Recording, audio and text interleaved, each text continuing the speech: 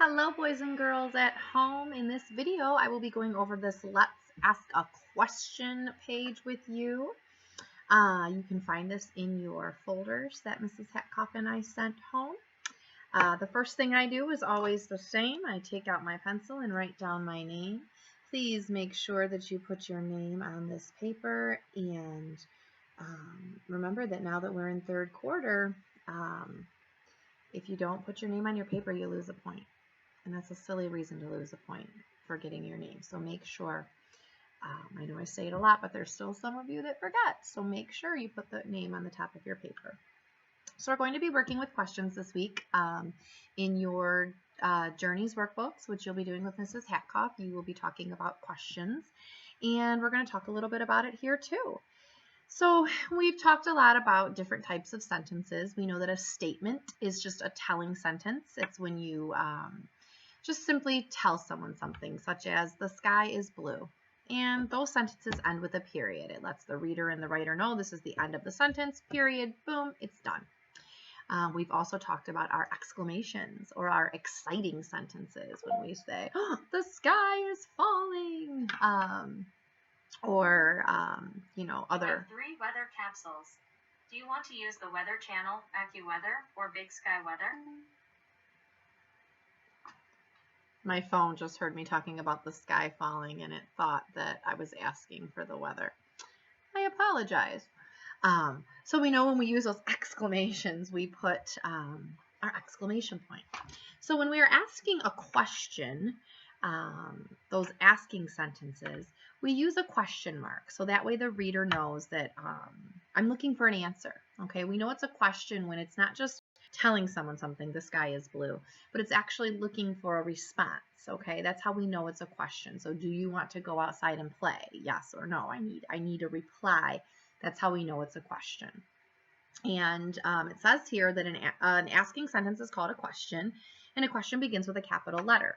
So in order to be a complete sentence, we know it has to start with an uppercase letter, and that's true of statements, that's true of exclamations, and that's true of questions. So we're going to make sure that they all start with a capital letter, and it ends with a question mark. Now to write a question mark, I'll put one here just to kind of show you. To start out, you kind of almost do like an arch, like a rainbow, kind of an up and down sort of shape.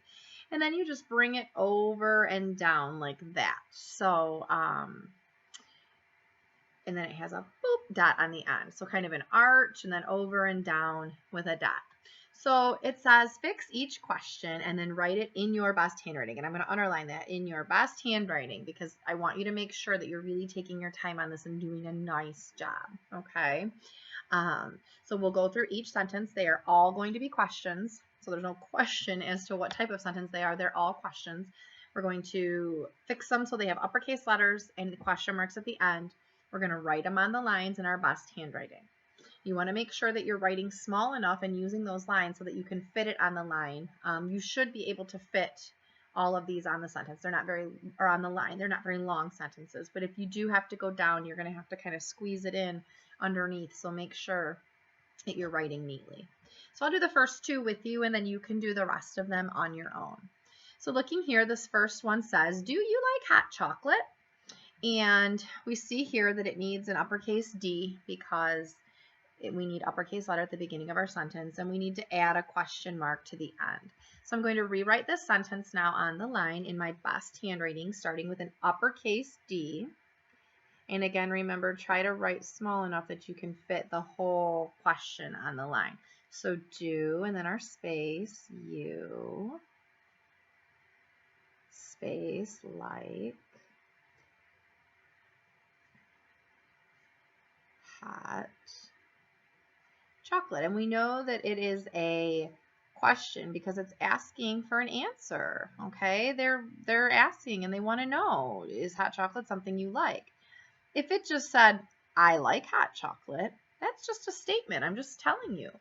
But do you like hot chocolate? It's asking a question. So we do our question mark here. Remember, it's like a little rainbow, come back, and then a dot.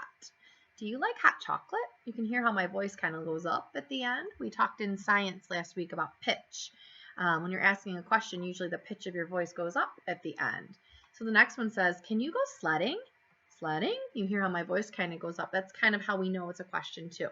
So we're going to make an uppercase C, and we're going to add our question mark to the end. So uppercase can, space, you, space, go, space, sledding. And then once I have my question down, question mark, up, over, and down. All right, do you like hot chocolate? Can you go sledding? I want you to keep going. Read the next 4 sentences. Make sure that you change to an uppercase letter at the beginning. That's important. Make sure you add your question mark to the end. Be sure to do these in your best handwriting. And when you're finished, you can take a picture and upload it for Mrs. Hatkoff and I. Right here, this little bear, if you want to color him, you know I always encourage coloring. I tell my class all the time, there are so many reasons why coloring is important. When we color, it works out the muscles in our fingers and our hands and our arms and our wrists. It allows us to have dexterity where we can do tiny things very easily. It helps us have better control of our fine motor. It gives us longevity, which means we can last a long time. You know, someday some of you are going to be heart surgeons doing open heart surgery or brain surgery. Some of you are going to be cutting hair. One of you someday might be working on my car. And you're going to need that strength and dexterity in your hands. And so coloring is a great way. It relaxes our brain. It helps us stay calm. And it really works out that fine motor. So I really want you to do a nice job on that. Now, I told you there would be some little fun bits in here to make sure that you are watching the video. So this is one of them. Mrs. Hatkoff and I will know that you watched this video if on your little bear, when you color it, if you color the whipped cream on your hot cocoa, if you color it blue, and when you turn it in, if we see blue whipped cream on your hot cocoa, you can color the rest of it any color you want.